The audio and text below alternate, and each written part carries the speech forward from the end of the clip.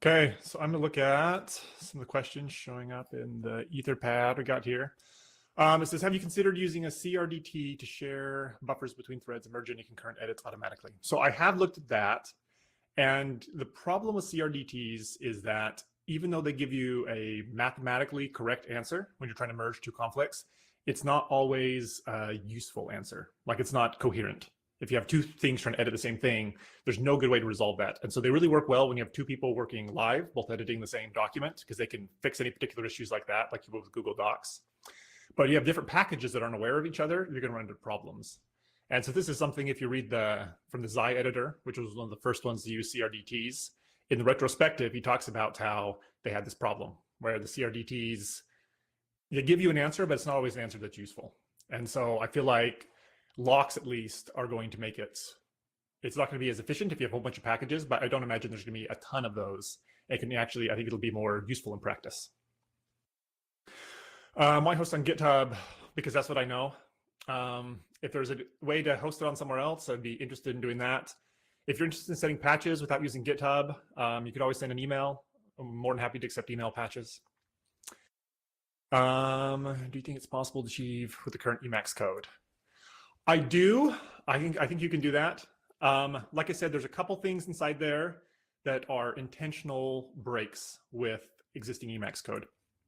And some of those being like functions are immutable, as well as having data shared, switch between different threads, which means there's going to be some copying going on. So there's going to be subtle things that are going to be different, and we've really got to think about those intentionally. But I'm really going for bug compatibility with GNU Emacs, so that you can take an existing elisp package and just run it, and it just works. Because I think that's one of the big strengths of the Emacs ecosystem is the millions of lines of elisp that people have written.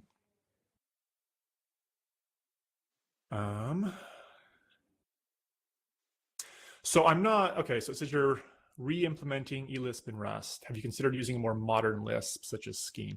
So I'm not re-implementing elisp in Rust. I'm re-implementing the C in Rust.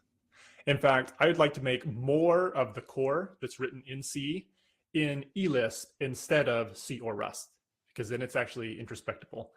There's a talk by Tom Tromey that he gave a while ago about Emacs should be Emacs Lisp. And I kind of like that philosophy, that as much of it as should be elisp as possible. And we should only have C or Rust or some systems level language for really low level stuff. Using a more modern Lisp such as Scheme.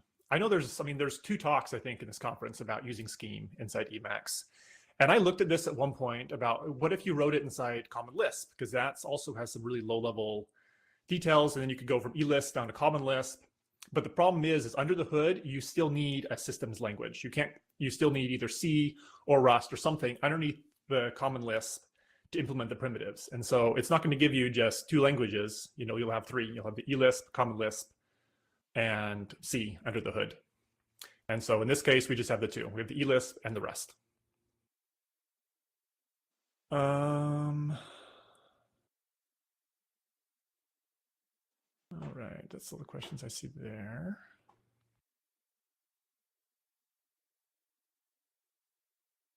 Let me go look at chat.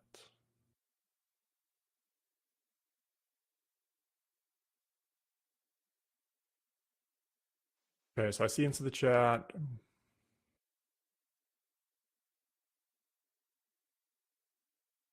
Specific features from the Rust compiler that are missing that way you would take advantage of. Oh, that is a great question. There's a handful of them. I should have written down a list of these. One of them is Polonius, which is the new borrow checker.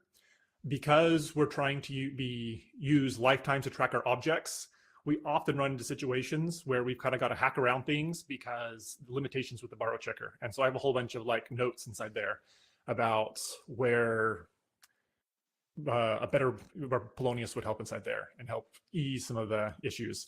Another thing is enum variance as types, because right now we have an object which is defined as a big enum that had all the possible objects. But if we want to have a subset of those objects or just pass in one of those objects, we got to define a new struct. And so we have a whole bunch of boilerplate code to define that all out. And if we had variance as types, that would make the code a lot easier. Another one is the allocator API. Right now we're kind of working around it, but ultimately we're going to need our own allocator, and the allocator API is still nightly only. So there's a couple more. I'll look at that more, but that's a great question.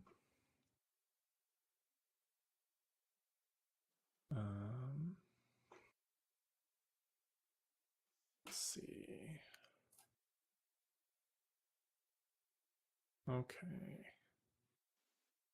I see a question you might not have noticed, just asking about reuse of remacs. Oh, yes. So I have reused some of Remacs code and some taken, like I mentioned, taken some of their ideas, but ultimately we're using a different model because under the hood in Remacs, everything is just defined as an opaque external type that's defined inside Emacs. And so it just pulls those in, interacts with those, and passes them back into C. And so we're trying to see what we can do if we say, okay, we're not going to take the same, so they're bound to the implementation details of Emacs. And we don't want to do that. And so we've re-implemented all the core types ourselves. And so that means that we can't just take the Remacs code one for one and use it in our project. But we can take a lot of their ideas, and I've spent some time reading through their documentation, different things about how they approached strings and GC and different stuff like that.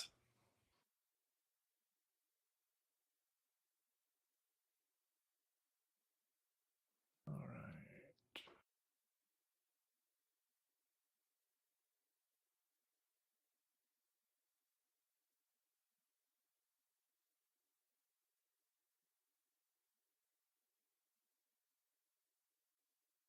Looks like all the questions.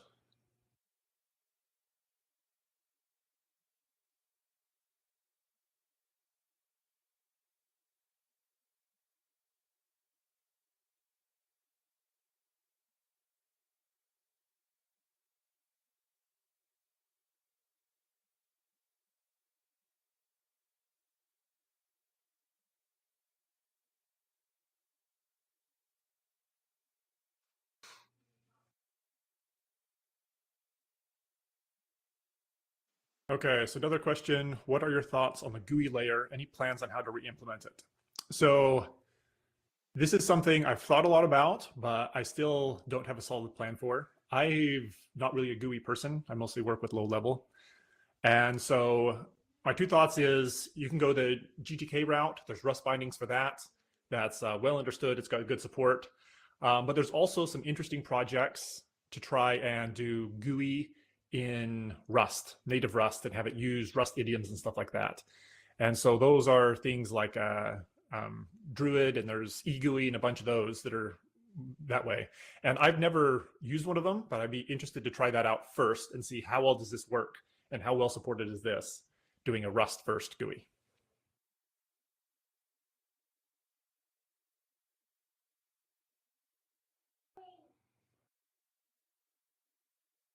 If money could fix the problem, how much would it cost to ship this with feature parity before 2026? Ooh, in a year. That's a good question. Even if we had the money, it would take more than just me, even if I was working on it full time. I don't know. That's a good question. I would think it would take a team of at least a handful of people to get this shipping within 1 year, because there's still a lot of work to do. And even once you have everything implemented, there's a lot of bug finding and smoothing it out so that it runs as well as Emacs, which has been, battle tested for a long time. Okay. So this might be a good moment for me to break in and just say that we've got about 10 minutes left before we resume new talks on both tracks. Of course, we're happy to keep this this chat open and keep the recording going here, which we'll share after the conference, as long as there's discussion here. Thank you. GTK project has automatic binding with a framework called GObject introspection, which is what I'm using for Gypsum project. Probably Rust has a GObject implementation, which you can use. Yeah, I know it has some GTK bindings. I'm not sure if it's specifically GObject, but that's a good path, because I feel like the problem with the Rust GUIs is that they're all very new. And so, everything works in a demo, but you need something that can work across all different devices and all different platforms and have really good support and good accessibility and stuff like that. All right, elisp is implemented in C. So if you're not implementing elisp in Rust, you're keeping the C implementation of elisp. So let me see if I can do a better job of explaining this. So inside Emacs, you have about 1 million lines of elisp, and underneath that you have the C, which is the primitives everything's implemented in. And so we're keeping all of the elisp, and we're just taking that C layer and replacing it with Rust. And so when you call a built-in function, it's calling into a Rust function instead of a C function under the hood. So all the elisp stays elisp, but the C becomes Rust.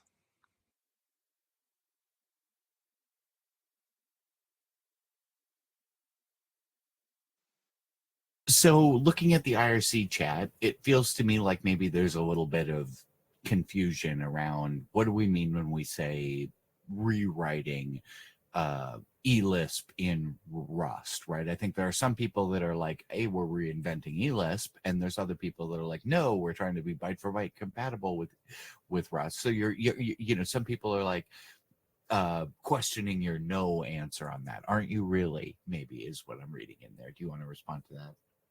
Yeah. I'm trying to think about how I can make this clearer. So the elisp stays elisp. We're not changing the elisp at all, or at least very minimally. We want to be able to take, like I said, bug compatible. So whatever works inside existing Emacs, you can take all the lisp and you can run it in Rune and it works the same.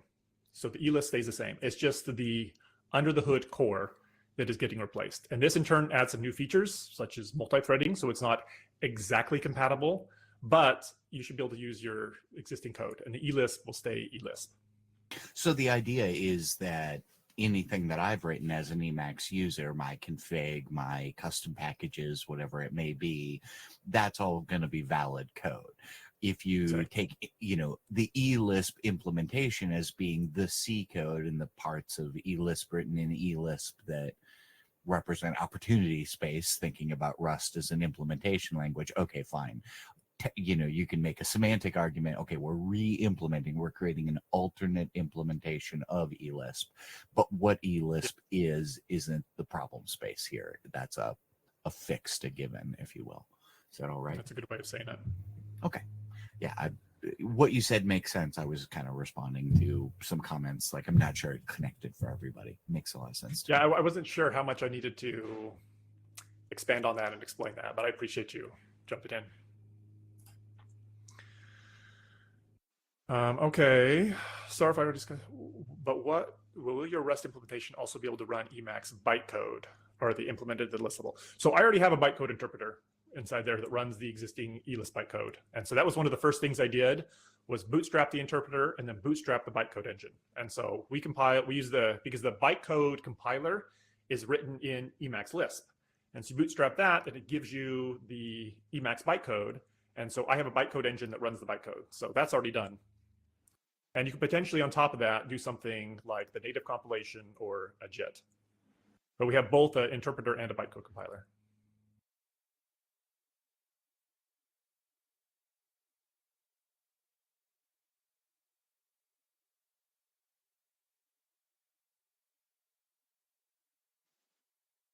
And I'll just break in one more time to say, with about 5 minutes left in our live time with this Q&A session, which we're happy to keep going. As long as there are questions, coming up in 5 minutes, we'll have a talk on color on the GenTat track. And then right here, we'll have the P-Search talk. Thank you.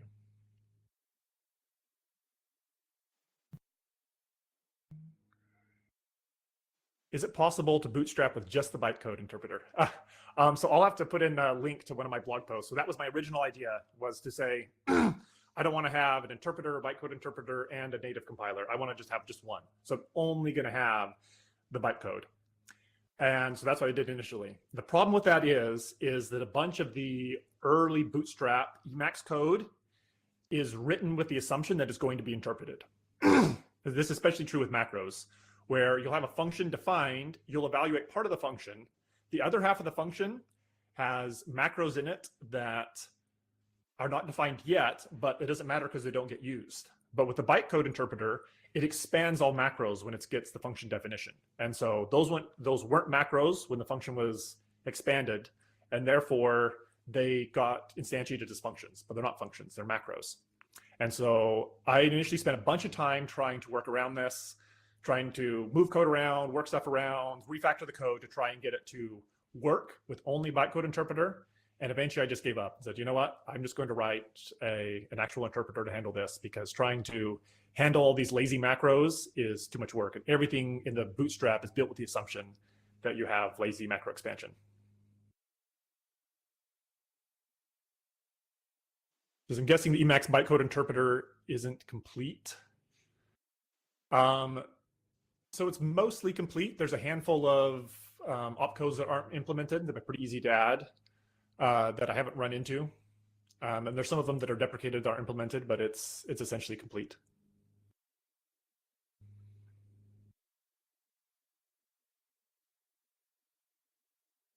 We also provided bytecode JIT compilation via libgcc the way Emacs currently does it.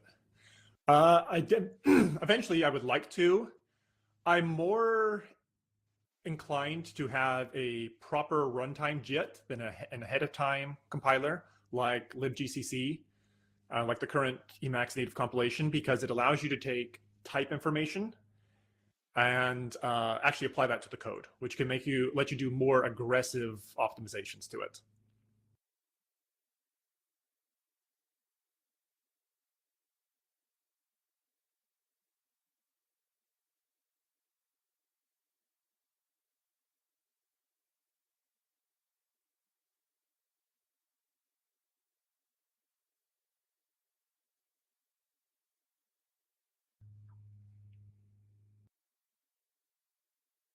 We said we may either get a new Emacs with an ancient C core with a modern Lisp, or an Emacs with modern core but stuck with ancient elisp.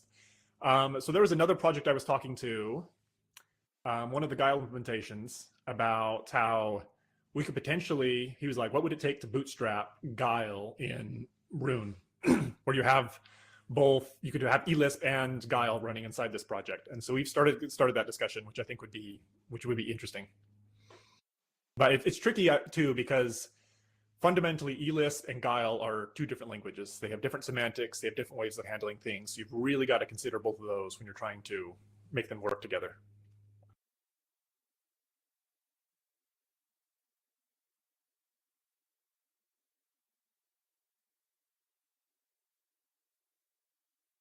How would you do the native module system? What would be different? We can do the same thing. We have an FFI. So I haven't looked into it a ton, but I feel like it could be similar. And I'm actually interested, there's a couple projects on GitHub right now to have an FFI written in elisp. So you don't even need to create a separate C or Rust module, because you can actually write native modules in Rust or C. And so you can just have direct bindings to a C FFI written in elisp. You don't need any C code inside there. And I think that would be an interesting approach to look at as well. Oh, Roman. Yeah, that's right. We were talking about that bootstrapping scheme. And at this point, we have broken away from this talk, but we're continuing to record, and this will all be published. I'd say go ahead and keep going as long as you'd like in here. And thanks once again for the awesome discussion. Thank you so much. So I'll just pay attention to the Etherpad and the chat and see. That sounds good. I'll keep an eye on IRC, and if there are more questions here, I'll bounce people toward the Etherpad or this chat room. All right, thank you.